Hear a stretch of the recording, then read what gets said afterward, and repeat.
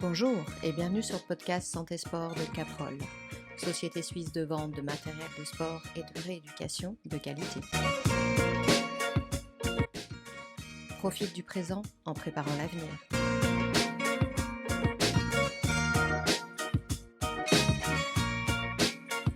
Bonjour et bienvenue sur le podcast Santé Sport de Caprol. Aujourd'hui, on se retrouve avec Alexandre. Bonjour Alexandre. Bonjour, comment ça va Juliette? Ça va et toi? Ouais, ça va, merci. Est-ce que tu peux te présenter déjà? Bien sûr, donc je m'appelle Alex, je travaille ici à Vevey en tant que coach sportif dans le centre CST+, donc c'est un centre de sport et thérapie, je vous en parlerai un peu plus tout à l'heure. Et puis je fais ce métier depuis environ 7 ans. Ok. Ouais. Est-ce que tu peux nous déterminer ou nous définir à quoi correspond un coach? C'est quoi son travail de façon générale? Très général. Qu'est-ce que le coaching? Ouais, c'est une question très vague parce que le Ouais, coaching, ça peut toucher n'importe quel domaine, mais là je vais parler spécifiquement du coaching sportif, voire même coaching santé. Et ça c'est ma spécialité. Et du coup le coaching santé, je le définirais comme une personne qui donne des outils à quelqu'un qui est dans le besoin pour pouvoir atteindre ses objectifs de santé. Ok. Donc un guide en gros. Un guide, un accompagnant. Mhm. Est-ce qu'il y a une différence entre les APA et le coaching santé ou coaching sportif? Je sais qu'on est dans un domaine assez vague et que les choses ne sont pas encore bien définies. Ouais. Mais c'est parce que les gens ne connaissent pas non plus les APA, activité physique adaptée. Ouais. Est-ce qu'il y a une différence? Ça se rejoint. Selon moi, il y a énormément de choses qui se rejoignent. Pareil, on en parlera tout à l'heure, mais pareil avec des métiers comme la physiothérapie, APA, coaching, c'est des métiers qui se veulent apporter le bien physique ou mental à justement quelqu'un qui est dans le besoin. Donc en APA, quelqu'un qui travaille dans ce domaine va plutôt suivre quelqu'un qui est blessé d'une manière, on va dire, limitante. Alors que le coach, lui, principalement va travailler avec quelqu'un qui n'a pas nécessairement de lésions, de blessures ou de gêne quelconque. Ouais, votre population cible, quelque part, c'est une personne qui est en bonne santé. Exact. Enfin, on s'entend sur le bonne santé, ou qui veut améliorer sa santé, Ouais, exact. mais qui n'est pas dit pathologie. Exact. Ok. Quel type de population tu draines un petit peu ici? Alors, personnellement, je travaille principalement avec des personnes qui sont, on va dire, à la recherche justement de la santé. C'est monsieur et madame tout le monde, on va dire entre 30 et 55 ans, et qui veulent améliorer leur qualité de vie physique ou mentale. Enfin, ils sont liés évidemment, mais c'est principalement ces recherches-là. Perte de poids, prise de masse musculaire, reprise de l'activité physique. Donc ça, c'est vraiment mon pool de population et je travaille avec des collègues qui sont, eux, axés un peu plus sur la performance. Et là, le but, c'est vraiment de rechercher la performance athlétique dans telle ou telle discipline. Ok, donc chaque coach en fait va déterminer quelle est sa marge entre guillemets de travail. Bien sûr, même si on se recoupe par rapport à nos activités, notre demande principale ici à Vevey, c'est quand même la santé. C'est une prestation qui coûte, elle est prise en charge par les assurances complémentaires parce que notre centre est reconnu CALICERT, mais c'est à hauteur de 200 à 1000 francs par année. Donc c'est clairement limitant par rapport à ce que la physiothérapie par exemple peut être prise en charge. Et à Crissier, dans notre deuxième centre, c'est Lohan qui s'occupe principalement de tout ce qui est justement performance, que ce soit des programmes d'entraînement ou alors un accompagnement de préparation physique générale ou spécifique. Donc la personne, elle arrive et puis en fonction de ses besoins, vous allez la diriger vers telle ou telle personne. Exact. Ok, donc toi tu prends quelque part monsieur et madame tout le monde, tu ne vas pas forcément vers la performance. Si je ne suis pas légitime, si je ne connais pas le domaine ou si un collègue justement est plus spécifique dans ce domaine-là, on va rediriger. D'où l'intérêt de travailler en équipe. Voilà, on y vient et c'est en équipe pas uniquement entre coachs, mais aussi avec les autres corps de métier qui travaillent dans ce centre. Et ce qui est intéressant, c'est la communication après sur les différents métiers aussi. Ouais. D'où l'intérêt de travailler coach et physio ensemble. Exact. On a vraiment cette vision, on va dire, de mettre le patient/client, c'est des termes qui sont très généraux, mais la personne qui est justement en recherche de suivi au centre, et puis d'avoir nos compétences chacune qui gravitent autour de ça. Donc on a principalement la physiothérapie, à Vevey, à Crissier, je le répète, et il y a aussi coaching sportif, massage, nutrition, puis psychologie du sport. Elle est aussi formée dans la préparation mentale pour les athlètes. Excellent. Ouais. Donc c'est assez global. Accès santé et accès sport. Exact. Toi, ton sport de prédilection, c'est quoi? À la base, le ski. Ok. Ouais, donc pour les skieurs, t'es tout bon quoi. Je suis bon. Il y a aussi des collègues physio qui ont fait des sélections pour les JO à ski cross, donc on est bien calé au niveau ski. Ouais. Ok. Préparation au ski, ça a commencé? Ça a commencé, ça y est. Il faut s'y prendre en avance. Hein. C'est des groupes. C'est des groupes 1 à 2 fois par semaine selon les demandes. C'est des groupes qui ont pas mal de succès parce que les gens prennent gentiment conscience que c'est une activité physique, qu'on doit s'y préparer avant, éviter les blessures. C'est vraiment l'objectif principal, de pouvoir prendre du plaisir du moment qu'on met les skis au pied et éviter ces premières journées avec des grosses courbatures ou alors simplement la peur de se faire mal et du coup avoir un peu moins de plaisir. Comment tu justifierais justement la préparation physique avant le ski pour motiver les gens? Parce qu'il y en a beaucoup qui se disent non sédentaires. Ouais. Et en fait, ils n'en ont pas besoin. Ils se disent que ça va aller et puis qu'ils ont toujours skié toute leur vie et que tout va bien. Quels sont toi tes arguments pour leur dire que c'est quand même super méga important plusieurs mois avant, et pour toi à partir de combien de temps, quel est le délai pour pouvoir se préparer au début du ski si la neige arrive? J'ai envie de dire qu'on ne donne pas à boire à un âne qui n'a pas soif. Concrètement, si quelqu'un est persuadé qu'il est prêt physiquement et qu'il n'a pas besoin de cette préparation, alors de un, moi le dernier, je ne vais pas lui courir après et lui dire tu as besoin de cette préparation. Moi je suis là volontiers pour aider si les gens ont des questions. Mais quelqu'un qui n'a pas envie de faire sa préparation ne va pas le faire. Ça, il faut le savoir, et ça c'est un peu mon avis par rapport à ça. Mais concrètement, quelqu'un qui est intéressé à faire sa préparation, quelqu'un qui peut être actif, combien même il court ou il nage ou peu importe, même va au fitness, et qui veut préparer sa saison de ski, l'aspect sur lequel je vais insister, c'est la spécificité du sport. Et le ski, surtout avec l'évolution du matériel ces dernières dizaines d'années, c'est vraiment un sport qui est très demandeur au niveau physiologique.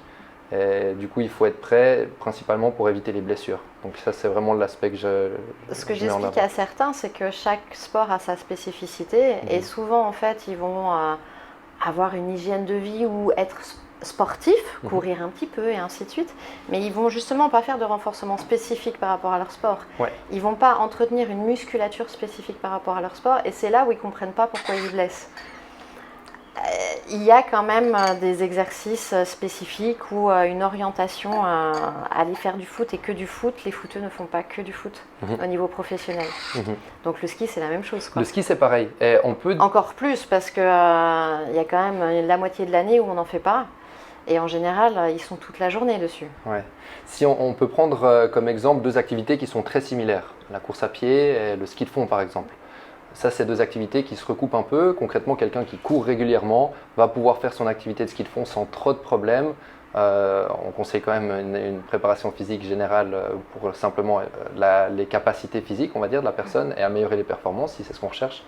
Mais le ski de piste, il n'y a pas grand-chose qu'on fait l'été d'une manière, on va dire, volontaire, qui ressemble à ces efforts-là. Donc c'est pour ça qu'on veut se préparer spécifiquement. Combien de temps à l'avance ? Idéalement, on se prépare, on va dire, 6-9 mois à l'avance. Mais ça, c'est vraiment un peu… 6-9 mois à l'avance ? Ça dépend de ce qu'on recherche de nouveau. Mais là, ce qu'on fait ici en groupe, c'est 3 mois à l'avance. Donc on commence en septembre, en se disant qu'en décembre, on aura les premières bonnes neiges pour pouvoir aller skier. C'est pour ceux qui ne vont pas chercher la neige sur les glaciers, s'il en reste. Et puis du coup, ça permet vraiment d'avoir déjà une adaptation physiologique, parce que c'est ce qu'on recherche avec l'entraînement, c'est vraiment cette adaptation-là. Oui, les 3 mois, c'est le minimum pour avoir cette notion d'adaptation. Après, si on veut être performant dans le sport, quelque part, c'est toute l'année, quoi. Ouais. Je vais vraiment faire tout du long de notre discussion la distinction entre justement les personnes qui recherchent le plaisir, la santé, et puis les athlètes, ceux qui cherchent la performance. C'est vraiment 2 publics différents. Ouais, 2 populations avec un mental différent aussi. Aussi, la manière d'aborder le suivi, ça c'est vraiment très différent aussi. Au niveau de ta population principale au cabinet, quelle est la principale demande ? C'est toujours perdre du poids ? C'est principalement perdre du poids quand même. Okay. Je dirais c'est entre perdre du poids et simplement, on va dire, le bien-être. Okay. Bien-être, ça coupe sur l'aspect physique, mental. C'est vraiment très vaste. Plus des femmes ou plus des hommes ?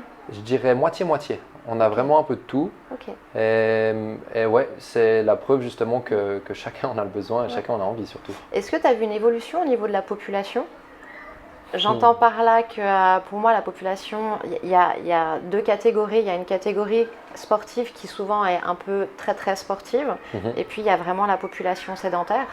Il y a aussi où on voit par rapport aux enfants qui sont de plus en plus sédentaires. Donc certains parents commencent à réaliser en regardant leurs enfants qu'eux-mêmes doivent se remettre en forme. Est-ce que toi, tu as vu une évolution particulière ces dernières années ou est-ce que tu ressens… Je dirais que j'ai pas assez de recul. Comme je l'ai dit, ça fait moins de 10 ans que je fais cette activité-là. Donc ça change certes, mais selon moi pas si vite que ça. Effectivement, je pense que la chose que j'ai pu constater, c'est plutôt la prise de conscience de la nécessité justement de la bonne forme physique et mentale pour pouvoir vivre tout simplement, mais vivre bien. Et j'ai l'impression que les gens prennent justement conscience de cette nécessité. Est-ce qu'ils réalisent que la bonne forme physique entraîne la bonne forme mentale? Ou je dis pas que la bonne aussi. Moi, j'irais surtout du physique vers le mental. Le mental va nous motiver pour travailler le physique, mais c'est vrai que moi, j'aurais tendance à partir d'abord du physique. Ouais. Simplement pour une notion de douleur. Bien sûr. Une notion de douleur ou une notion d'handicap ou une notion de limitation dans les mouvements qui, t'arrives pas à monter le petit chêne, t'es essoufflé. Moralement, c'est énervant. Ouais, donc clair. Moi, je partirais vraiment du physique vers le mental. Ouais, alors c'est peut-être ton côté physio qui te biaise un peu. J'ai aussi justement une population de personnes qui sont en apparence en bonne forme, mais qui veulent simplement se sentir mieux. Et ça, effectivement, parfois, ça peut commencer par le mental aussi. Mais effectivement, je te rejoins, hein, c'est quand même le physique en général. En tout cas, les personnes qui viennent veulent d'abord changer leur physique pour avoir un impact sur leur mental. Même s'ils communiquent des objectifs de bien-être avec un impact sur leur mental, c'est par le physique qu'ils espèrent en tout cas pouvoir atteindre ce changement. Et quand ils veulent changer leur physique, c'est l'esthétique ou c'est cette notion de santé? Dans le sens où l'esthétisme extérieur n'est pas forcément représentatif de notre forme de façon générale et de notre santé. Donc il y a des gens qui, à l'heure actuelle avec les réseaux sociaux et surtout chez les jeunes, qui sont très dans l'esthétisme. Ouais, énormément. Je pense que c'est un peu une erreur, mais… Énormément. Ça, c'est vraiment challengeant parce qu'effectivement, il y a une sorte d'attente ou une pression sociale sur à quoi on devrait ressembler pour être bien, pour être sain, alors que c'est vraiment biaisé, hein, principalement par les médias, comme tu dis, les réseaux sociaux. Mais les personnes qui viennent avec cette demande de volonté de perte de poids ont une conviction que c'est ce qu'il faut atteindre pour être bien. Et ça, c'est quelque chose qui est très difficile à changer. Et malgré tout, c'est quand même notre job à nous de pouvoir leur faire prendre conscience que ce n'est pas avec un certain poids, un certain seuil de poids à atteindre que tu seras mieux. Ce n'est pas avec une certaine apparence que tu seras mieux. C'est vraiment une continuité. Et d'une manière générale, j'ai vraiment l'habitude de dire que c'est un spectre sur lequel tu vas vouloir jouer. Et ce n'est pas des boîtes dans lesquelles tu vas passer de l'une à l'autre. Donc, c'est vraiment très difficile d'avoir quelqu'un qui vient et qui demande « je veux atteindre un certain poids, je veux ressembler à telle ou telle personne » et d'essayer de lui faire comprendre que ce n'est pas nécessairement que ça sur lequel on va devoir travailler. Et que ça ne marchera pas forcément. Je veux le six-pack, anatomiquement, il y en a qui ne l'auront jamais. Quoi. Et pour l'avoir expérimenté, que ce soit personnel ou des personnes autour de moi, ce n'est pas nécessairement en ayant un six-pack qu'on est vraiment mieux dans sa peau. C'est sûr. Ouais. Après, selon moi, le rôle de toute personne qui va accompagner ce genre de personnes, c'est de réussir à comprendre le pourquoi et de réussir à creuser, d'où l'aspect, on va dire, émotionnel du coach, qui est vraiment, selon moi, le rôle principal d'un coach, d'un physio, de réussir à creuser pourquoi est-ce que tu as envie d'atteindre cet objectif, qu'est-ce qui fait que tu veux changer. Oui, il faut avoir une certaine empathie et puis après ça reste des rapports humains, donc c'est trouver les petites choses pour faire évoluer sans cultiver des traumas, des frustrations, des manques, ouais. Exact. Parce qu'après, moi je le vois sur certains patients ou même l'entourage, selon notre génétique, selon notre anatomie de base, il y a des morphologies qu'on ne va pas pouvoir changer. Moi je me souviens d'une patiente qui était obèse. C'était visible, c'était quantifié et on parlait justement de tout ce qui est travail de la sangle abdominale au niveau du gainage, de la stabilisation du bassin et la première phrase qu'elle m'a dit c'est « Ah mais moi j'ai pas d'abdominaux ». Et leur faire comprendre qu'ils ont des abdominaux sinon ils ne pourraient pas tenir debout, c'est bizarre mais rien que ce petit déclencheur là, ça l'a fait évoluer dans son état d'esprit en réalisant qu'elle était une personne comme les autres, qu'elle avait une anatomie qui était déjà très forte, qu'elle ne deviendrait jamais hyper fine, que c'est sa morphologie. mais qu'en même temps, elle peut être très très ronde et en même temps en santé, à peu près en santé, et en tout cas en pleine forme, quoi. Ouais, c'est clair. Donc l'aspect esthétique, mais c'est pas toujours évident de leur faire admettre ça. Je pense que c'est le challenge principal qu'on rencontre, vraiment, de réussir à casser ces mythes. Est-ce que tu dois, quand ils ont une demande justement de perte de poids, est-ce que tu les pèses? Est-ce que vous avez des objectifs particuliers? Comment tu quantifies en fait votre évolution? Ouais, c'est une bonne question. On a effectivement, en fait je vais peut-être raconter comment on fait le suivi d'une manière progressive pour comprendre et venir sur ce point-là. Comment fais-tu ton suivi, Alex? En gros, si quelqu'un vient pour avoir un suivi de coaching, on va évidemment, après l'avoir guidé vers la bonne personne, procéder à un premier questionnaire en ligne pour avoir une sorte d'anamnèse rapide avant même de rencontrer la personne. Et lors du premier rendez-vous, on a déjà ces informations qui vont nous guider sur la discussion de l'objectif, essayer de comprendre ce qu'il veut atteindre et puis comprendre d'où il part aussi. Au niveau du questionnaire, est-ce que tu peux nous dire à peu près les thématiques du questionnaire? Bien sûr, il y a tout ce qui est lié à l'activité physique, tout ce qui est lié à l'hygiène de vie, la nutrition, les objectifs qu'ils veulent atteindre, et puis,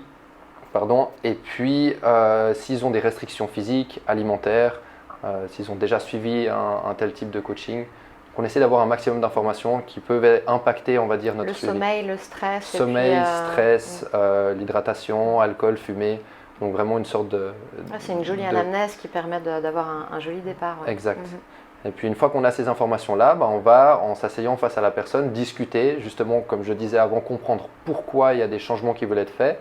Et puis j'en viens à ce point-là où on veut évidemment savoir comment mesurer ces changements. Comment est-ce qu'on va pouvoir quantifier si oui ou non on se dirige dans la bonne direction. Et ça, il y a plusieurs manières de faire. Évidemment, c'est dépendant de l'objectif de la personne.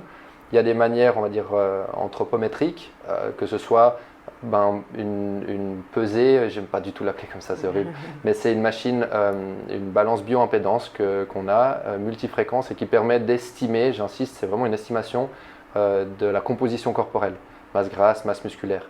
Et le chiffre en tant que tel, il sera très peu important, c'est l'évolution de ce chiffre qui sera déterminant. Vous cherchez un chiffre pour voir après par la suite. Ouais, ça reste un seul indicateur, et de nouveau, c'est un indicateur. C'est pas là-dessus qu'on va se baser, c'est simplement pour voir si ça corrèle aux autres changements que la personne perçoit par rapport à son bien-être, son sommeil, son énergie, la progression en salle. Donc ça, c'est le genre de choses. Donc il y a cette mesure anthropométrique, il y a tour de taille, tour de hanche. De nouveau, c'est très rare qu'on le fasse parce que c'est vraiment intrusif pour une première rencontre. Mais sinon, c'est aussi des tests, on va dire, des bilans en salle.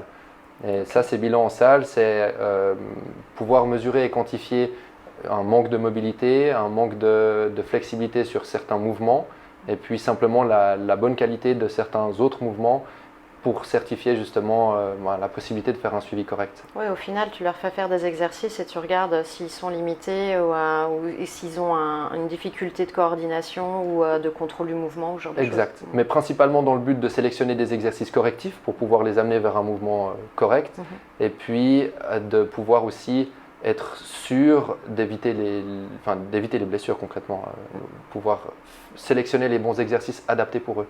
C'est déjà arrivé, je pense, que vous ayez des clients qui se blessent, pas forcément en salle avec vous, mais à l'extérieur, parce qu'ils ont l'impression que ça va super bien et clairement, des entorses, des entorses, des chutes, ça c'est vraiment, parfois c'est principalement imprévisible, mais des entorses, ça peut arriver, c'est clair que ça arrive. Et indirectement, c'est clair qu'on va se remettre en question, est-ce que j'ai fait juste, est-ce que j'ai fait ça dans le bon ordre?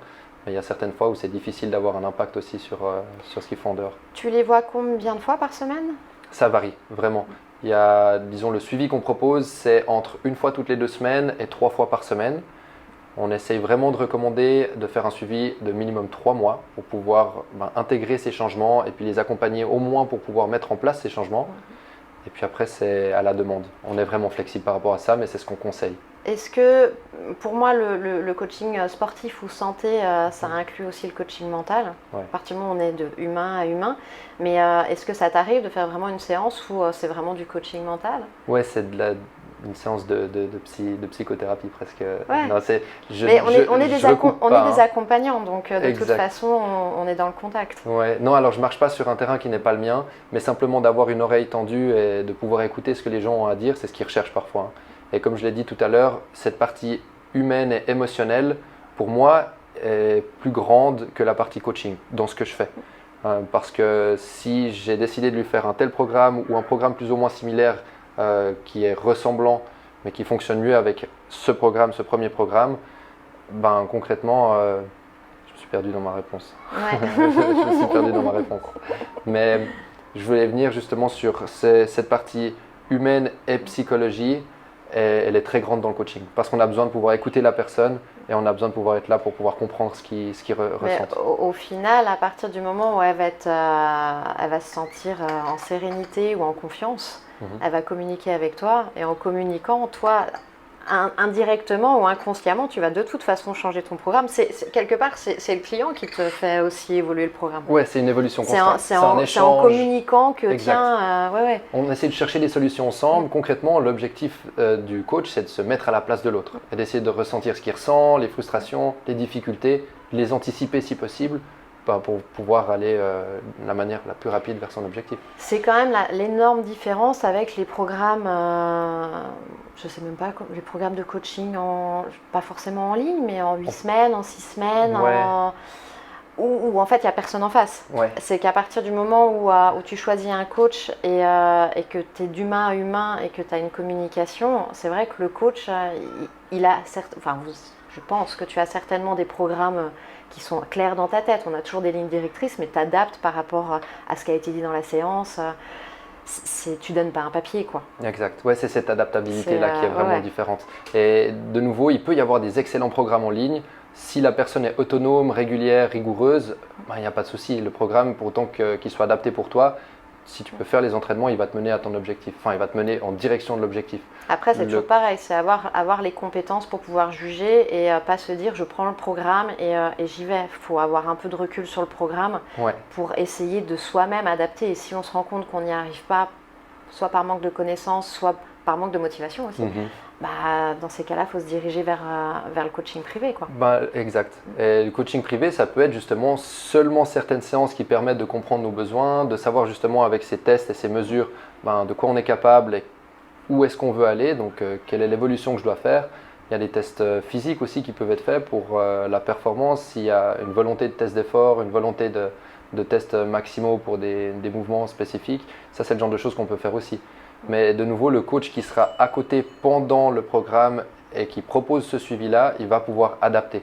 Et pour le client, on va dire santé, le principal challenge, ce sera de trouver, de comprendre ce qu'il a besoin, la forme du moment et de savoir s'adapter aussi par rapport à son stress, ses besoins aussi au niveau privé, tout ce qui se passe autour en fait. Donc on a beau lui programmer un entraînement de A à Z pour les 6 prochains mois, on sait que rapidement il aura un enfant malade, il va partir en vacances, donc c'est pas la même chose qu'un athlète. Ouais.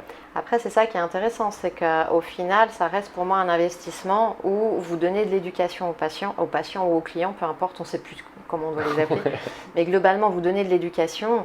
Donc, investir dans du coaching privé, ça permet aussi de s'éduquer pour après, par la suite, soit perdurer parce qu'il y a quand même une motivation qui est donnée par le coach, soit partir sur des programmes qui sont tout faits, mais là, le patient, il a ce recul pour pouvoir l'adapter. C'est très juste. Je pense que c'est intéressant de commencer par du coaching privé pour ensuite se dire, est-ce que financier, parce que ça reste un investissement financier. Ça reste un investissement financier, ça c'est clair. Après, comme tu le dis très bien, c'est vraiment une trousse à outils qu'on va pouvoir donner et développer avec le client.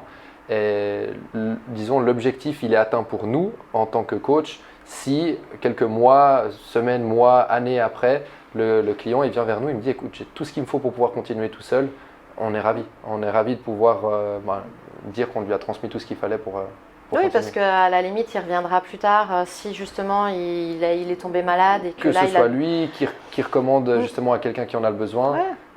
Et puis il y a cette notion au niveau mental, c'est qu'être accompagné, avoir quelqu'un qui vous surveille, qui vous force aussi un petit peu à faire les choses, parfois on en a besoin, donc c'est vrai que ça dépend des caractères de chacun.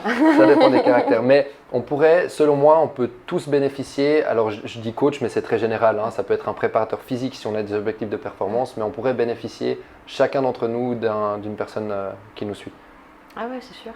Moi, le premier, je m'entraîne, je suis rigoureux, ça fait 10 ans que je m'entraîne 3 fois par semaine au moins, mais je serai le premier à en avoir le bénéfice. Mais beaucoup de coachs disent que pour être un beau coach, il faut aussi savoir se faire coacher, quoi. Bien sûr. Et la même chose dans beaucoup de professions, parce qu'on n'a pas le recul. Si on reste enfermé dans notre bulle, au final, on n'a que le retour de nos clients ou de nos patients. Et en général, ceux qui restent, ils nous aiment bien. Donc, c'est ça. Il faut savoir un petit peu sortir pour voir ce qui se passe un petit peu ailleurs. Ouais, c'est juste. Est-ce que tu aurais une anecdote, le truc le plus fou qu'on t'ait demandé en arrivant bonjour, je veux me faire coacher, et la demande principale la plus folle, c'était quoi? Bon, au-delà des demandes de je veux ressembler à X en citant un acteur, en montrant une photo, ça peut arriver. Mais j'ai eu une personne qui m'a demandé justement un coaching qui voulait être un peu plus en forme physiquement parce qu'il voulait avoir de meilleures performances au lit. J'adore. Et qu'est-ce que tu as répondu?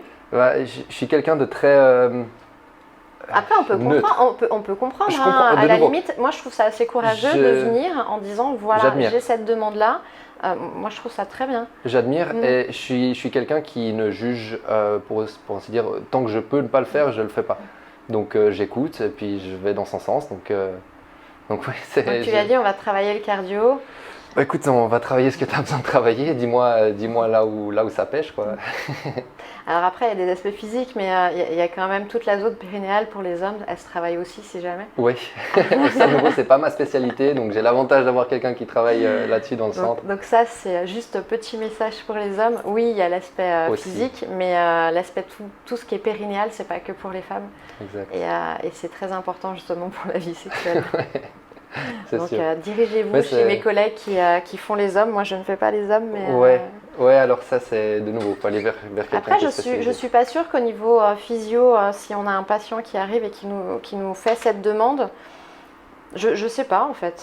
Vu que moi, j'ai décidé de pas faire de périnée chez les hommes, mais c'est des demandes qui sont tout à fait louables. Après, tous les troubles sexuels, quels qu'ils soient. Il y a quand même des choses à faire. Ouais, il y a des spécialistes pour ça, je ne le suis pas. Après, là, en l'occurrence, c'était ses capacités physiques, on va dire. Hein, donc, Ok, c'était que il était fatigué, quoi. Qu'est-ce que tu réponds aux gens qui ne veulent pas faire de musculation, simplement en disant « je veux pas être trop musclé ». Ouais. C'est un grand sujet aussi. C'est beaucoup les femmes. Hein, c'est beaucoup les femmes. Non, je veux pas porter de charge parce que après je vais avoir des gros bras, des grosses cuisses. Ouais, je vais ressembler à Arnold. C'est ça. En général, la phrase type, c'est, pour autant qu'elle le comprenne, mais c'est vraiment on ne devient pas musclé par hasard. Quelqu'un qui s'entraîne pour pouvoir être pilote, il va devoir conduire et conduire souvent. Quelqu'un qui s'entraîne pour être cycliste, pareil. Donc c'est pas en faisant de temps en temps 1 heure de vélo qu'on va qu'on va pouvoir faire le Tour de France. Donc concrètement, c'est pas possible de se muscler par hasard. Il y a effectivement des génétiques qui font qu'on devient plus musclé plus rapidement que d'autres. Et plus dessiné. Plus dessiné par rapport aussi à son pourcentage de masse grasse qu'on a déjà sur le moment, ou simplement par rapport à son passé sportif aussi. Mais en général, ça n'arrive pas par hasard. Donc on peut rassurer les gens en disant vous pouvez porter de la charge, vous n'allez pas finir… Il faut porter de la charge. Pourquoi faut-il porter de la charge? Ça c'est une bonne question. On a besoin réellement d'avoir un entraînement de renforcement. Je dis on, c'est vraiment la population générale. Hein, pour la bonne santé, autant musculaire évidemment, mais tout ce qui impacte aussi l'entraînement. Tout ce qui est autour, on va dire, de l'entraînement. Donc là, je parle de santé, de manière plus générale. Donc ça va avoir un impact sur le sommeil, sur les hormones pour réguler aussi le stress, la fatigue, la faim. Ça a énormément d'impact sur la bonne santé articulaire aussi, la digestion. Enfin, ça a vraiment énormément d'impact sur la vie d'une manière générale. Donc rien que le fait d'avoir un entraînement de renforcement et pas faire uniquement que du cardio. Je ne dis pas que le cardio n'est pas bon, à l'inverse, hein, c'est vraiment complémentaire, mais c'est vraiment essentiel. Alors c'est ça, c'est qu'il y a beaucoup de gens qui font des sports d'endurance, qui ne veulent pas faire de muscu, parce que justement on ne veut pas prendre de poids ou quoi que ce soit. Ouais. Donc comme on disait, on ne va pas forcément prendre de la masse non plus du jour au lendemain. Alors de 1, il y a ça, et de 2, on peut éventuellement prendre un peu de masse, pour autant qu'elle soit spécifique à l'activité physique. Un coureur qui veut courir plus vite peut être plus performant en prenant 1 ou 2 kilos de masse musculaire au niveau des fessiers, des mollets, et des muscles qui lui permettent d'être plus performant. C'est vraiment cette notion de biomécanique en fait. Ouais. Les deux sont complémentaires, et puis après c'est à savoir si la personne veut une spécificité particulière. C'est plutôt ça, c'est l'aspect spécifique. Quel est ton objectif concrètement? Si ton objectif c'est de courir plus vite, on va faire en sorte aussi à la salle de faire en sorte que tu cours plus vite. Après, pour moi, il y a aussi cette notion où essayer de faire comprendre aux gens que le muscle, il doit se contracter, se relâcher, se contracter, se relâcher, qu'il y a un système de pompage, quoi. Comme notre cœur, il fonctionne, nos muscles, ils doivent aussi fonctionner. Et la majorité des gens ont quand même des métiers sédentaires. Et même quand on est dit un peu sportif, on reste quand même un petit peu sédentaire. On a besoin d'activer un petit peu toute cette pompe. Il n'y a pas que le cœur qui doit travailler, quoi. Ouais. Donc pour compenser de toute façon, moi je leur dis souvent, 1 heure de sport ne va pas compenser vos 8 heures au bureau. Donc déjà, il n'y a pas de stress sur la quantité de sport que vous allez faire. C'est que si vous avez un métier sédentaire, votre heure de sport, stressez pas, quoi. Ouais. Mais il faut quand même charger le corps pour le stimuler parce qu'il est à l'extérieur, pour moi, de toute façon, chez la majorité des gens, pas assez stimulé. Par rapport aux besoins, tu dis. Par rapport aux besoins, ouais. Et alors, même sur des métiers physiques. Ouais. Il y a cet aspect-là et il y a de nouveau l'aspect de santé générale, comme tu l'as dit, d'une manière physiologique. Concrètement, on est souvent sédentaire ou pas, mais on est souvent dans la même position. Qu'on soit assis au travail, même si on fait un métier physique, on travaille dans une position qui est souvent la même. Et du coup, le renforcement musculaire va faire en sorte de compenser ces inégalités, d'éviter des blessures sur le long terme, de pouvoir aussi prolonger son espérance de vie. C'est exactement ça, c'est comme tu dis, cette notion de ces inégalités qui se mettent en place. Parce que même si on est maçon, même si on est physio, qu'on fait beaucoup de manuels ou quoi que ce soit, même si les coachs sportifs c'est un peu différent, mais globalement, il faut faire de l'activité pour compenser tous les déséquilibres. Parce qu'en fait, la majorité du temps, on fait les mêmes mouvements. On ne les fait pas forcément bien, et même si on les fait bien, on fait toujours les mêmes mouvements. Donc l'activité physique va te permettre d'entretenir une certaine mobilité et de la musculature que tu ne travailles pas forcément, quoi. Ouais, c'est clair. Donc c'est tout un ensemble. Le travail avec les élastiques, toi tu commences avec les élastiques ou... Qu'est-ce que tu fais avec les élastiques? Qu'est-ce que je fais avec les élastiques? Parce qu'il faut porter de la charge, oui, mais c'est vrai que les élastiques, ça reste intéressant, et surtout au départ. Bien sûr. Toi, qu'est-ce que tu en penses par rapport à ça? Je vais peut-être déjà expliquer la différence entre un exercice avec élastique et un exercice avec charge, on va dire un dumbbell, une barre. La différence concrète, c'est la résistance qui va être progressive selon la tension qu'on met dans l'élastique. Donc pour un tel type de mouvement, on peut trouver plus de tension dans un bout de course, dans un bout de mouvement, dans une amplitude un peu plus grande que lorsque l'amplitude est plus faible.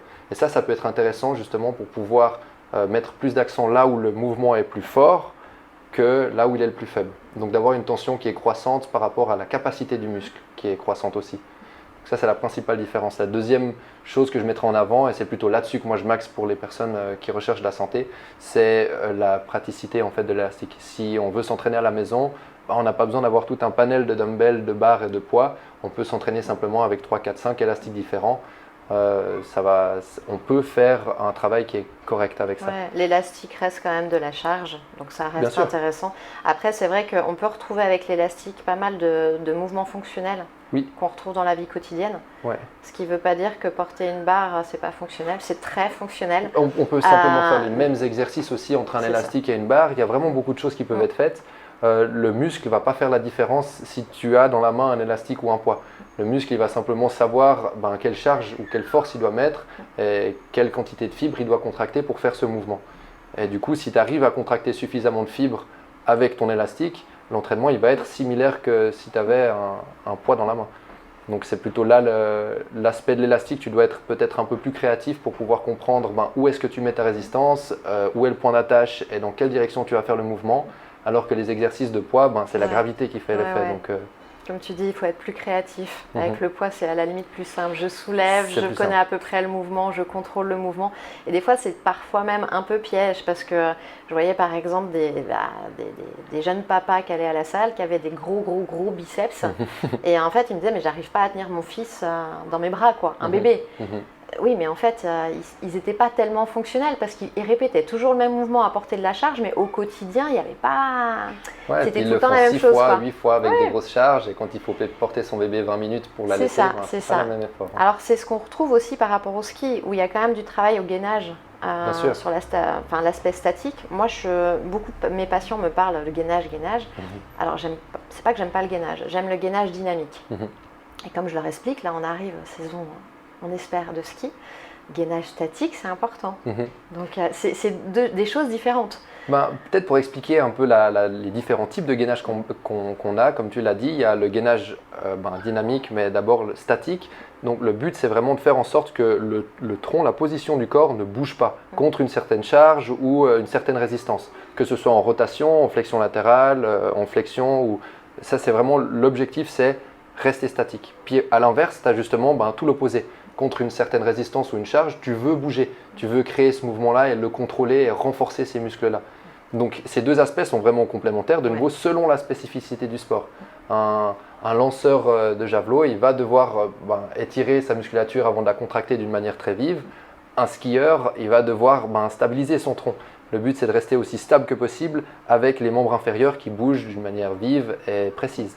Donc effectivement, le gainage statique, il sera intéressant, et surtout en déséquilibre avec des composantes externes qui viennent perturber cette staticité. C'est pour ça que c'est intéressant. En fait, toute l'année, on devrait s'entraîner en fonction des objectifs de l'instant. Enfin, de l'instant, on s'entend sur la notion de temps, mais je vais bientôt aller skier. Je sais que, moi, j'aime pas le gainage statique. Je suis en train de commencer le gainage statique. Bien joué. Ouais. Bien joué.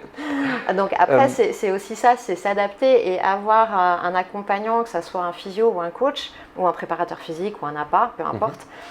Ça permet aussi aux gens d'acquérir ces connaissances-là et de savoir que toute l'année, on n'est pas obligé de faire tout le temps les mêmes exercices. Et que parfois, c'est intéressant de comprendre que tels exercices sont peut-être mieux avant l'été, mieux avant l'hiver, et de varier. Comprendre pourquoi on fait tel ou tel exercice, c'est surtout ça. Comprendre pourquoi en fait. Toujours l'aspect éducationnel du patient. On en revient au fait de, est-ce qu'un coach est vraiment essentiel? Je l'ai dit avant, tout le monde pourrait bénéficier d'un coach, certes, mais au-delà de l'aspect de la personne et motivationnel, il y a aussi la connaissance. Et personnellement, en tout cas, je suis persuadé que sur Internet, l'ordinateur a beaucoup plus de connaissances que nous, des bonnes comme des fausses, mais concrètement, on trouve toutes les informations qu'on veut sur Internet. Donc si tu t'informes correctement et tu sais quoi chercher, tu vas aller trouver les informations sur le net. Donc tu vas savoir quel exercice il faut faire pour skier. Après, est-ce que c'est adapté pour toi? À toi de savoir comment juger ça, c'est ça. Je pense que le plus gros problème, il est là, parce que les informations, on peut les trouver. Exact. La première difficulté, c'est est-ce que j'ai un minimum de bagage pour pouvoir juger ces informations? Exact. Et la deuxième difficulté, c'est est-ce que j'ai suffisamment de recul sur moi-même pour connaître mes capacités? L'exemple type, c'est, je sais pas moi, tu fais un exercice Superman ou je ne sais quoi. Il y a toujours quelqu'un au départ qui va venir te corriger. C'est difficile, on peut pas. L'exemple, c'est le fitness avec le miroir. Je me regarde dans le miroir, mon dos est droit, non, il l'est plus. C'est clair. Donc c'est vrai que c'est intéressant aussi d'avoir quelqu'un qui va toucher, qui va expliquer cette notion proprioceptive, elle n'est pas forcément évidente à acquérir déjà à la base. Donc si la personne, elle a zéro connaissance au niveau sportif, qu'elle n'a pas l'habitude, se lancer directement, elle va avoir les infos, faire les exercices correctement, c'est très difficile. C'est encore autre chose. Non, alors clairement, là je voulais plus insister sur le fait de simplement l'information, quel exercice faire pour quel objectif, comment comprendre pourquoi, ça on peut le savoir. Mais effectivement, le feedback externe qu'un physio, un coach ou un préparateur physique va donner sur une personne, c'est tout ce qui est en plus de quand on est seul, donc c'est vraiment ça. Après, il faut que ça soit des petits groupes ou que ça soit en privé. Oui, alors clairement, on se retrouve dans une masterclass avec 200 personnes et l'instructeur sur la scène, il est impossible. Des fois, c'est le reproche que certains font au coach en disant « mais il ne m'a pas corrigé, vous étiez combien? On était une vingtaine ». Il ne peut pas corriger tout le monde. Et moi, on m'expliquait aussi que quand on se retrouve dans des grands groupes ou dans des grands fitness, le problème, c'est que les clients restent des clients et beaucoup n'aiment pas qu'on les corrige. Donc, si vous voulez vraiment avoir que le coach ou que la personne en face ait un regard pas critique, mais qu'elle vous accompagne réellement et qu'elle vous corrige, il faut faire du privé ou du semi-privé, je pense. Ou déjà demander, même dans un fitness. Ou à la limite, aller communiquer en disant corrige-moi, il n'y a pas de problème. Et je pense que ça, c'est vrai que c'est un message intéressant à faire passer. Parce que pour avoir côtoyé certains coachs qui étaient dans les fitness, ils me disaient mais j'en ai corrigé plein et en fait après j'ai le droit des critiques et ils n'aiment pas quoi. Les fitness c'est un lieu qui est très difficile dans le sens où il y a tous les profils, tous, j'aime pas utiliser les extrêmes, il y a énormément de profils différents Et c'est vraiment difficile de savoir qu'est-ce qu'on doit dire à qui on s'adresse. Et pareil pour les personnes qui viennent s'entraîner, est-ce qu'on va me juger? Est-ce qu'ils vont regarder comment je m'habille? Il y a énormément de peur par rapport à l'environnement et je comprends totalement. Hein. Mais pour rassurer un peu tout le monde, pour avoir longtemps quand même côtoyé des fitness, c'est quand même un lieu où principalement les gens s'occupent d'eux-mêmes.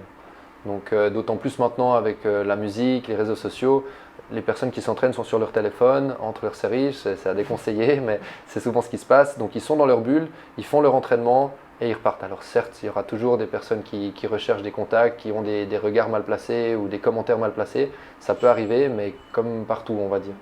Donc je pense que c'est plutôt un lieu où il faut éviter de se dire on sera jugé. Et il ne faut pas avoir peur d'aller dans des endroits comme ça. Je pense qu'il faut prôner la bienveillance et puis tout le personnel qui vont travailler dans les fitness, aller les voir avec le sourire déjà. Ils sont là pour ça et si vous arrivez avec le sourire, je pense que tout se passe bien. Exact. Si vous arrivez un peu agressif pour X ou Y raison, allez-y cool quoi. Ouais, comme partout. Après, oui, c'est toujours la même chose. Hein. C'est pas forcément adapté pour tout le monde. On a beaucoup de demandes ici de personnes qui veulent éviter justement ces endroits qui sont bondés ou ces endroits où il y a trop de bruit, trop de personnes qui crient, qui lâchent des poids. Je peux comprendre aussi, ça dépend de ce qu'on recherche. Hein. Pareil pour des CrossFit. Pareil, je trouve le concept génial, mais c'est pas adapté pour tout le monde. Donc, Après, c'est toujours la même chose à savoir comment ça fonctionne. Certains CrossFit ou même par exemple les cours Pilates, certains demandent d'avoir des cours privés avant de pouvoir intégrer les groupes et certains CrossFit demandent aussi des cours privés avant d'intégrer les groupes. Et en fait, ça serait idéal. Ce serait parfait. Ça serait idéal et je pense que c'est l'idée de départ.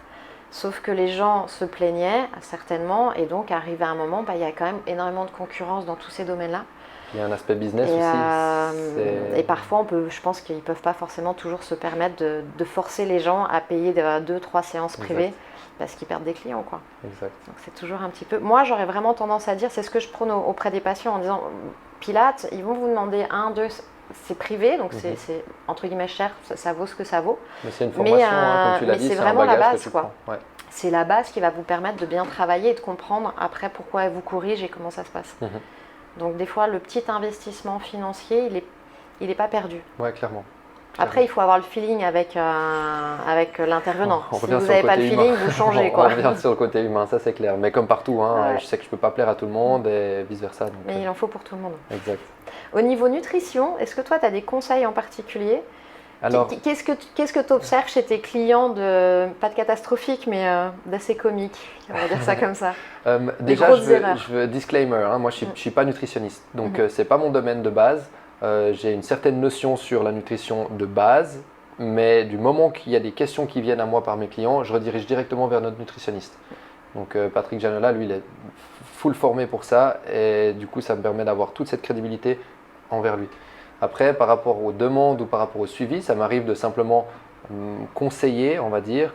Et le plus récurrent, malgré tout, surtout en discutant avec Patrick, c'est déjà l'équilibrage au niveau des macros, on va dire la base de la nutrition. Donc macronutriments, tout ce qui est protéines, lipides et glucides. Il faut avoir un équilibre qui te permette de pouvoir survivre. Certains, je ne sais pas comment ils tiennent debout, parce qu'il faut avoir ces apports justement que le corps est incapable de produire, il faut le manger. Et ça, c'est essentiel déjà. Après, tout ce qui est justement micronutrition, ça, je ne suis pas spécialiste, donc je ne vais pas en parler. Ouais. Mais tu vois beaucoup de troubles alimentaires? Ça m'est arrivé d'en voir. Pareil, je redirige directement, parce que je ne suis pas spécialisé pour gérer ça. Et en général, c'est quelque chose, il faut avoir l'œil pour déceler. C'est pas, quelqu'un ne va pas venir vers toi et dire j'ai des problèmes de boulimie ou d'anorexie. Donc il faut plutôt avoir des radars qui sont capables de déceler ce genre de comportement. Après, j'aurais tendance à dire qu'il y a vraiment les pathologies avec les gros troubles alimentaires, mais dans notre société, on a tous un petit peu… Où est la limite, tu veux dire? Oui, c'est ça, où est la limite? Alors, il y a vraiment… on rentre dans la pathologie, mais rien que les comportements un petit peu excessifs de bonbons, de sucre, Je pense qu'on l'a tous vécu, se retrouver un moment avec le ventre gonflé et se dire pourquoi j'ai mangé ce dernier paquet de biscuits. Quand ça devient chronique, ça devient un petit peu problématique. La malbouffe amène à la malbouffe. Donc, est-ce qu'on n'est déjà pas dans un trouble Des fois, moi, personnellement, je me pose la question. Évidemment qu'il y a la boulimie, l'anorexie, où là, il n'y a pas à discuter. Ouais, là, on est vraiment classifiées. Voilà, c'est des pathologies qui sont reconnues, qui sont classifiées, qui sont problématiques. Mais on a aussi tout un contexte environnemental qui nous amène un comportement alimentaire. Pour ça que trouble, tu vois, qui nous amène un comportement alimentaire qui est en général pas forcément bon. Je ne dois pas trop manger parce que je ne dois pas trop grossir. Je fais un régime de 3 mois et en fait, j'arrête de manger parce que summer body. En même temps, là, c'est l'hiver, donc on enchaîne les raclettes, les fondus, les machins. Tiens, c'est Noël, les vins chauds, l'alcool. Donc on a déjà, je trouve, d'un point de vue environnement, un comportement alimentaire qui est quand même toute l'année pas forcément super top, quoi. Ouais, ça m'amène sur 2 points. Ça me fait vraiment penser à 2 différents sujets. Il y a cet aspect pression sociale, ou on va dire simplement société de consommation. Concrètement, le marketing qu'on voit pour des aliments, en général, ils ne font pas de la pub pour des fruits et des légumes. C'est assez rare en tout cas. Donc là, c'est vraiment une pression qu'on peut avoir et on tombe dans une sorte d'addiction, on va le dire comme ça, parce que le fait de manger ce genre d'aliments relâche certaines hormones auxquelles on devient addict, concrètement. Comme le scroll, on est addict à cette dopamine. C'est vraiment cette recherche, on va dire, de plaisir à l'instant court, sans penser au long terme. Et du coup, ça m'amène sur ce 2e point, c'est vraiment le long terme.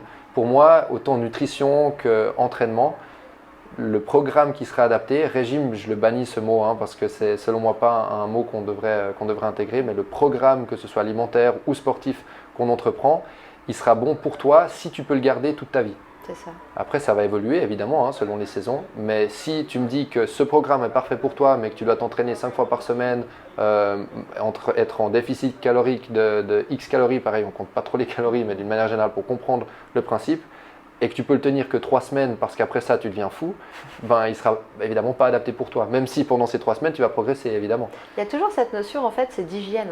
Ouais. Hygiène de vie, hygiène alimentaire, hygiène d'équilibre. Ouais. Après on peut avoir des petits excès, mais savoir qu'on fait un excès. Bien sûr. Et pas dire que c'est la normalité. Ouais. Alors qu'on est quand même dans une société où c'est la normalité. C'est la période de Noël, c'est la période des fêtes, c'est la normalité. Ouais. Oui, mais...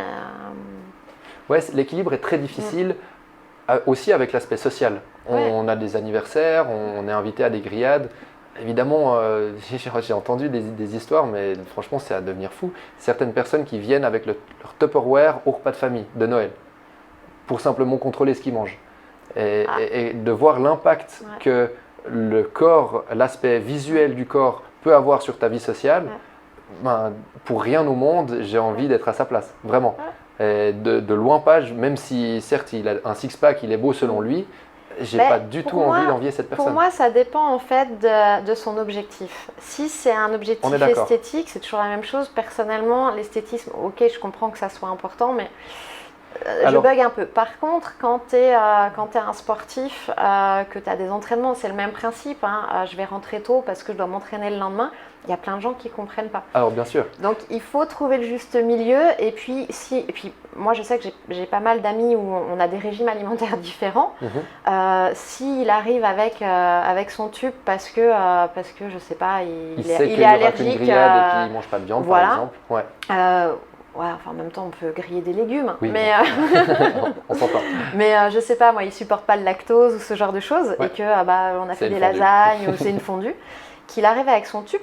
En fait, on peut normaliser parce que à partir du moment où tout le monde est au courant, on s'en fiche. Bien sûr. On peut créer une notion de convivialité justement quand il n'y a pas de jugement et quand la cause elle est compréhensible en fait. Après, il faut une certaine ouverture d'esprit. Et c'est là où c'est un peu difficile parce que si c'est que pour l'esthétique, c'est vrai que toi et moi on va peut-être dire ça nous embête un peu, mais on est déjà dans le jugement. Bien sûr. Après, s'il n'en fait pas tout un drame et qu'il fait ça discrètement, on s'en fiche. Il fait ce qu'il veut. C'est pour dire, alors de nouveau, il y a l'esthétique, mais l'esthétique peut rentrer dans l'aspect performance. S'il monte sur scène et qu'il vit de son corps, qu'il vit de ses compétitions, il rentre dans l'aspect, on va dire, athlète. Mais si c'est de l'esthétique, comme toi et moi, je vais prendre vraiment le cliché, mais la personne qui veut sortir au MAD les samedis soirs et puis qui veut plaire aux filles, là, selon moi, il y a quand même un problème parce que tu as besoin d'un cercle social qui fait que tu peux manger ce que les gens ont amené sur la table. Il y a un problème tout derrière. Oui, peut-être ça. Mais de nouveau, ce n'est pas ma spécialité, donc c'est mon ressenti, mais sans jugement. Non, non, après… Comme tu l'as dit, s'il le fait, c'est qu'il a envie de le faire. Et tant qu'il m'amène pas moi mon tube quand il y a la dinde de Noël, moi ça me va. En fait, à partir du moment où les choses elles sont faites cool, quoi, où tout le monde est chill et il n'y a pas de stress et que ça met pas une pression. Si la personne elle arrive et qu'en fait elle te stresse parce qu'elle mange des carottes à côté et que toi tu es en train de manger une fondue et que tu te dis que tu as déjà pris 3 kilos, bon… Voilà, tout est notion d'atmosphère. On est d'accord. Au niveau du sommeil, le sommeil est quand même super important pour la santé de façon générale. Ouais. Là, après, on dévie sur la récupération. Est-ce que toi, tu as des conseils à donner sur le sommeil? Oui, après, de nouveau, je ne suis pas spécialiste du sommeil. Donc, s'il y a des troubles du sommeil qui sont particuliers, évidemment, il faut aller voir un spécialiste. Sommeil, la base, c'est probablement des choses que vous avez déjà entendues, que tu as déjà entendues, mais c'est simplement d'avoir une heure de coucher et de réveil régulière. Ton corps a besoin de ce rythme pour pouvoir mettre en place justement son rythme à lui. D'avoir une température ambiante qui est agréable, donc pas trop chaude, idéalement avec même plutôt fraîche en fait, sous la couverture. Ouverte. Ce serait idéal toute la saison. De dormir dans la nuit noire. Et éviter les gros repas juste avant de se coucher, idéalement manger 3 heures au moins avant d'aller dormir. Éviter les écrans avant d'aller dormir, 1 heure avant d'aller dormir. Ça, c'est toutes des choses à mettre en place. Et rien que cette base-là, chacun d'entre nous, on ne l'applique pas, ou très peu. Disons que certaines choses sont difficiles à appliquer, mais je pense que l'aspect rythmique, ça aussi, c'est des choses qui sont intéressantes parce qu'on revient aussi sur l'hygiène. C'est qu'à partir du moment où on a un rythme, les choses, moi c'est comme une voiture, la roue elle tourne. Donc quand la roue elle tourne, il n'y a pas de souci, les choses elles roulent. Ouais. Et à partir du moment où tu fais un petit écart, des fois l'écart il est très très grand, donc pour revenir sur la route c'est un petit peu plus compliqué. Ouais. Et il faut juste avoir cette dose-là. Ça dévie un peu sur les habitudes. C'est vraiment mettre en place certaines habitudes. Ça apporte vraiment, on a tous des habitudes, hein, on s'en rend même plus compte quand on le fait, mais ça apporte justement cette capacité à faire de notre routine quelque chose qui ne nous coûte pas d'énergie. Donc c'est plutôt ça l'aspect difficile, que ce soit de nouveau alimentaire, sportif, hygiène de vie, sommeil, c'est de réussir à changer une habitude qu'on a en place. C'est là où on a le besoin de plus d'énergie, comme tu as dit, pour pouvoir redévier là où on est parti à la base. Et l'habitude n'est pas forcément quelque chose d'ennuyant. Non, alors pas de ce côté-là, c'était plutôt l'habitude dans la manière de faire, mais effectivement, c'est pas la routine, on va dire. Mais moi, j'ai eu la remarque en disant oui, parce que j'expliquais qu'il fallait quand même avoir une certaine routine, parce que quand on a des plannings chargés, si vous n'avez pas une routine d'un point de vue organisationnel, voilà. Et mais bon, c'est un peu ennuyant. Oui, mais en fait, la routine permet aussi de faire plein d'autres choses. Oui, bien sûr. Donc, si vous avez une routine ou des habitudes qui ne vous coûtent pas et en fait qui sont à peu près cadrées, mais vous avez quand même une marge de manœuvre. Ouais. Alors que si à chaque fois vous êtes obligé de mettre 3 jours pour récupérer d'une soirée ou de ceci, cela, les choses sont… Je me dis au niveau rendement sur le long terme, c'est peut-être moins intéressant. Après, il est vrai que quand on est jeune, quand on a moins de 20 ans, moi je dirais moins de 20 ans, on récupère très très vite. Oui, alors c'est… qu'on le veuille ou pas, c'est vrai, mais parce que c'est physiologique. Après, il y a effectivement ces deux points différents entre routine et habitude. Là, je parlais vraiment d'une habitude. Je prends un exemple concret, mais quand tu as appris à conduire, ça te coûtait tellement d'énergie d'analyser les panneaux, d'analyser la route, de savoir quand est-ce que tu devais embrayer, quelle vitesse tu devais mettre. Maintenant, tu arrives à être en train de manger ton sandwich et en train de guigner ton téléphone en même temps que tu conduis et que tu fais tes virages. Ce qui n'est pas bien. Ce qui n'est pas bien. Mais concrètement, ça, c'est une habitude que ton corps a pris, un pattern moteur qu'il a appris, et du coup, ça ne te coûte plus rien de faire ça. Et là, on parle de la même chose, mais dans l'hygiène de vie. Donc, si tu as mis en place une certaine habitude, par exemple, préparer tes repas le dimanche soir pour toute la semaine, je dis quelque chose au hasard, ça ne te coûtera plus d'énergie de le faire et ça t'apportera énormément sur le long terme. Mais si tu n'as pas l'habitude de le faire et puis que chaque dimanche tu commandes à manger juste pour le dimanche soir, de mettre en place cette routine-là, ça va être très difficile, ça va te coûter beaucoup d'énergie. C'est toujours la mise en place de l'habitude qui est compliquée. Est-ce que toi, tu aurais des tips pour mettre en place ces petites habitudes? J'ai des tips, mais théoriques. J'ai des tips théoriques dans le sens où c'est vraiment propre à chacun. Oui, c'est ça. Il faut vraiment réussir à cerner l'élément déclencheur, le trigger d'une habitude, qu'elle soit bonne ou mauvaise. Une bonne habitude qu'on veut renforcer, une mauvaise qu'on veut changer. Et du moment qu'on a cerné cet élément déclencheur, on va déjà pouvoir comprendre la routine qu'elle enclenche et puis la récompense qu'il y a derrière. Tout ce qu'on fait, on fonctionne avec récompense. Donc, du moment qu'on a compris ce parcours de routine, on va pouvoir se dire, bon, ben, à chaque fois qu'il y a cet élément déclencheur, qu'est-ce que je veux avoir comme outcome, comme autre routine, et quelle récompense je vais avoir derrière, pour pouvoir changer petit à petit justement cette routine qu'on veut modifier, cette habitude qu'on veut modifier. Donc c'est vraiment la compréhension, l'introspection, et pour ça on peut le faire d'une manière assez simple, en simplement déjà analysant toutes ces habitudes de la journée et en mettant sur papier, mais ça va de simplement se brosser les dents, comment je le fais, ça et on peut se être rend tout et compte rien. qu'on a plein Il y en a énormément. Et des fois, c'est certains éléments déclencheurs qui remontent à quelques minutes, heures avant cette routine qu'on a envie de changer. Et il faut vraiment le comprendre pour pouvoir le modifier. Et utiliser des intermédiaires aussi. Aussi, parce ouais. que les gens, souvent, c'est je veux, l'exemple type, je veux arrêter de fumer. C'est du jour au lendemain. Oui, mais en fait, il y a déjà tout un processus. Une fois qu'on a trouvé ces petits points-là, il faut aussi mentalement se préparer et être capable de. Donc, trouver des intermédiaires. Je fais je sais pas, moi, je prépare le repas le dimanche soir, une semaine sur 2. Ouais. Et en fait, après, petit à petit, je vais pouvoir le faire toutes les semaines. Ouais, alors je ne suis pas un pro de ceux qui veulent arrêter de fumer, mais un autre exemple, c'est tout bête, hein, mais on est assis sur le canapé, on a pour habitude justement de s'asseoir et d'allumer la télé avec la télécommande qui est juste là, rien que de déplacer sa télécommande dans une autre pièce le soir d'avant, par exemple, ça va nous faire penser, rien que d'y penser en fait, de se dire « Ah mais en fait je m'étais dit que j'allais pas regarder la télé, je vais pas le faire ». Alors certes, si tu as envie d'aller regarder la télé, tu vas chercher ta télécommande. Mais tu peux pousser la chose plus loin, dire je ne mets pas la télé au salon parce que je sais qu'à chaque fois que je m'assieds dans le canapé, je regarde la télé. Mais je mets à la place un livre sur la table. Ou pareil, ils ont fait des expériences simplement par rapport à la proximité de ce qu'on a à disposition entre un bol de popcorn et un bol de fruits. C'était, sauf erreur, des pommes qui étaient coupées en rondelles. Et ils avaient déplacé le bol de popcorn juste un peu plus loin pour pas qu'on puisse l'atteindre quand on est assis dans le canapé. Ils avaient analysé combien on en mangeait. Il n'y a pas photo. Juste le fait de pouvoir mettre en place la situation qui fait que tu vas changer ton habitude t'aide. Il faut trouver le petit truc au plus simple parce qu'on reste humain. Donc après, des fois, c'est par étapes pour arriver à un objectif final. Mais exact. Ouais. Et puis sur cet aspect de récompense, je pense qu'il y a vraiment la récompense immédiate, ce qu'on recherche principalement, comme on l'a dit tout à l'heure, mais il y a aussi cette récompense, on va dire, sur le long terme. Le reward qui est un peu décalé. Le but, c'est de pouvoir se projeter aussi sur qu'est-ce que je recherche plus loin. Pas uniquement de me dire, ça me fait plaisir, je scrolle et j'ai justement cette dopamine qui vient à mon corps, je suis content sur le moment. Non, j'aurais probablement plus de satisfaction à passer du temps avec ma fille qui est juste assise à côté. Et dans 10 ans, justement, j'aurai cette satisfaction-là. Ouais. Donc c'est toujours difficile entre le maintenant et le après. C'est comme se mettre au sport. C'est exactement le parallèle, c'est pour ça que je me permets d'en parler en fait. Je veux réussir à courir 10 kills, mais on peut déjà commencer par 5 minutes. Ouais, mais simplement l'aspect du bien-être ou de l'espérance de vie. Ouais. Alors certes, je suis personne pour dire que j'ai envie de vivre jusqu'à 140 ans, de loin pas. 113. Mais pour dire, en fait, j'ai la capacité d'avoir un impact sur mon bien-être futur.